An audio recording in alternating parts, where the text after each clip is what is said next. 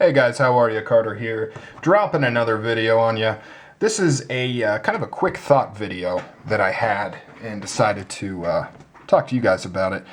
Here in front of you we have a Strider SNG and CTS XHP steel, 3/4 ground Tonto, black oxide coated, flame titanium, Ranger green, G10, and up here we have the ZT 0550 Gen 2. As you can see by the cutout, has S35 VN steel and an aftermarket micarta scale on there.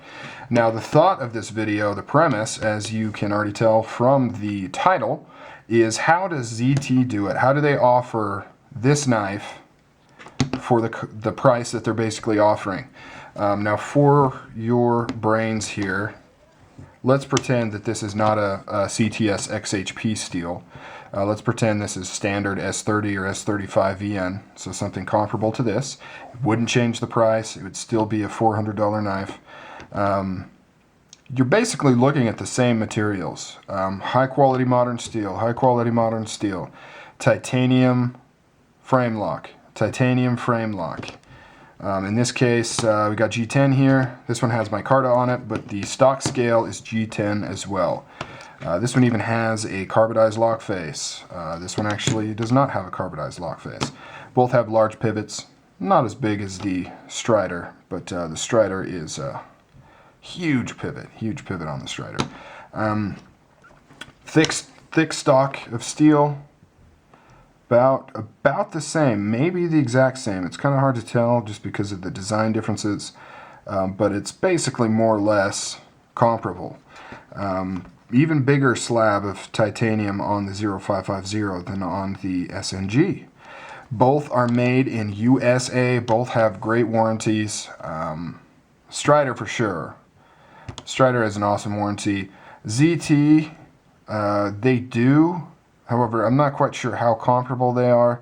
Strider is known for kind of their, we'll fix it. If you break it, if something's wrong with it, we'll get you a working knife. They won't refurb it, they won't reflame it or anything like that. But if it's broken or not functioning in any way, send it in, they'll fix it. ZT, I think, is a little more limited. They'll cover it if there's something intrinsic wrong with the knife, if they manufactured it incorrectly, it's not performing as designed. But as far as you breaking it in use, I'm not sure if they would necessarily fix it for free, but I'm sure they would help you out. Anyways, point is, both have great warranties. So the question is, how does ZT offer basically this knife, same size, same materials, made in USA, all the same stuff? How do they offer this at half the price of this?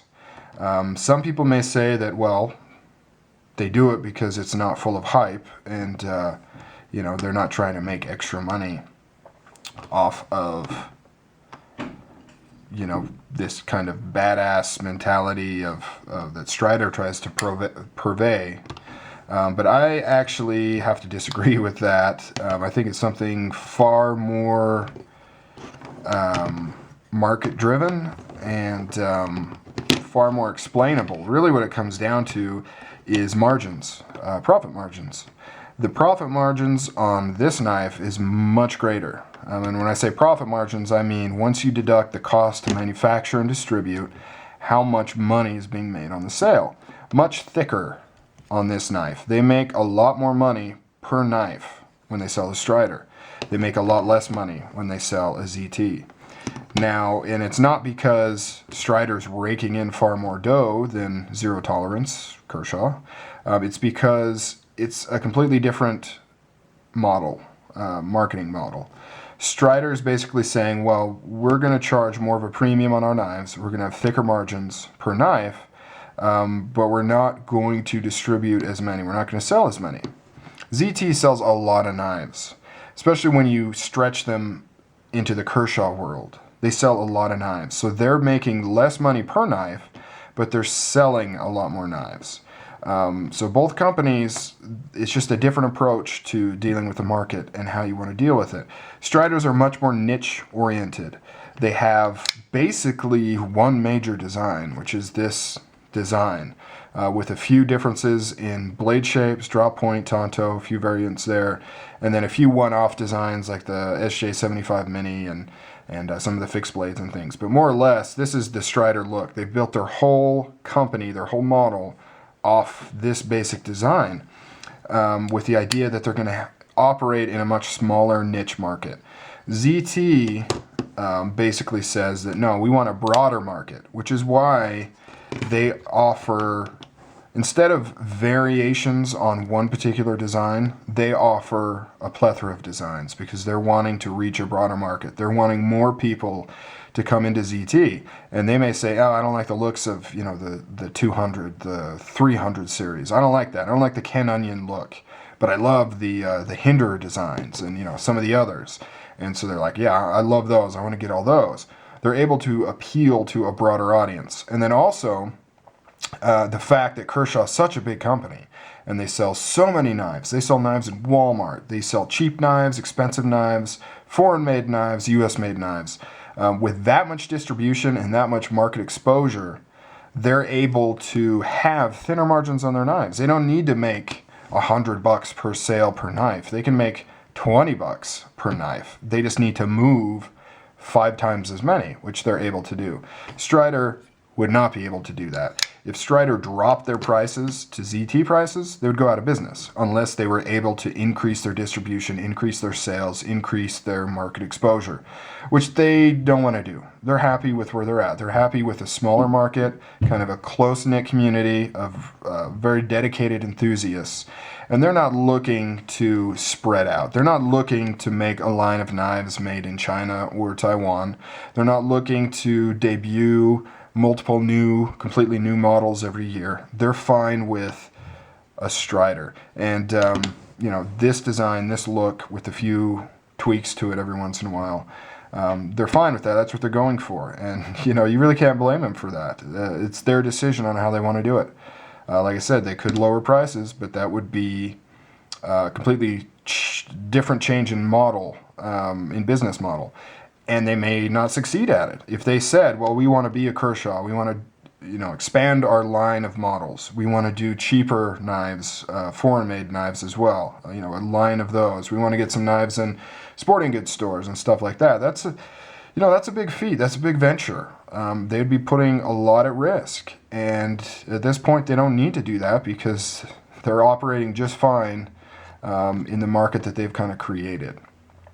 So anyways, so there's some thoughts on, you know, these two knives. And the reason I even bring up this topic is because, you know, a lot of people mention that. They say, well, I don't want to buy a Strider because, you know, obviously it's just a bunch of BS because the same materials is in a ZT and yet it's twice as much. So obviously, you know, that extra money is going right into somebody's pocket. That's not necessarily true. It just comes down to, you know, how thick the margins are per unit and how many units you can sell. These guys sell a lot less units than ZT and Kershaw.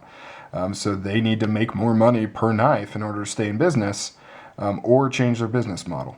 So anyways, just a little perspective on some thoughts on that for me. I'm not trying to justify anything. I'm not biased. I love both these knives. And I go back and forth, you know, are Striders really worth it? Are they not? You know, I'm always flipping back and forth. But, you know, I just wanted to point out some things to you guys, hopefully, for you to think about. And, you know, I'm not a marketing specialist. I may have some of my concepts wrong. I may be missing some. But, I'm pretty sure that a lot of what I said is more or less on point from a broad stroke perspective. So yeah, just something to think about, guys. If you're ever making that debate, you know, is this really worth twice as much as that? Not necessarily the right question to be asking. Well, it kind of is, I guess. But just, you know, remember that it's not because the extra money is going to fund some craziness and going right into somebody's pocket. Both companies are successful. But neither one of them are some giant rich conglomerate that's just making money hand over fist. The difference in price has to do with the business model that they've chosen to employ. All right, I've clamored on enough. You guys take it easy. Have a good day. And I'll come back at you with another video, I'm sure, very, very soon. All right, guys. See ya.